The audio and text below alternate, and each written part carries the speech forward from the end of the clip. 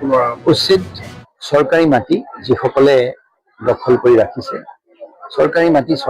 তাত এটা দ্বিতীয় মত এটা হ'ব নোৱাৰে। আৰু 1800 চনতে আজি কিছুমান ধৰি লওক ফৰেষ্ট ৰিজাৰ্ভ হিচাপে ঘোষণা কৰিছিলে বা আমাৰ 19 শতাব্দীৰ প্ৰায় শেষ সময়ত কিছুমান আমাৰ ৰিজাৰ্ভ ফৰেষ্ট আছিলে, সেই তাত কোনো কাৰণবশতঃ আহি পেলাই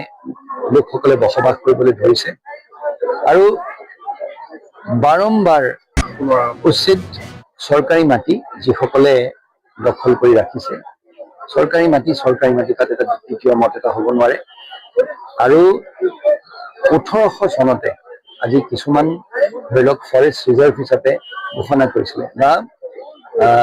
আমাৰ 19 শতাব্দীৰ প্ৰায় শেষ সময়ত কিছুমান আমাৰ ৰিজাৰ্ভ ফৰেষ্ট আছিলে, সেই তাত কোনো কাৰণবশতঃ আহি পেলাই লোকসকলে বসবাস কৰিবলৈ ধৰিছে আৰু বাৰম্বাৰ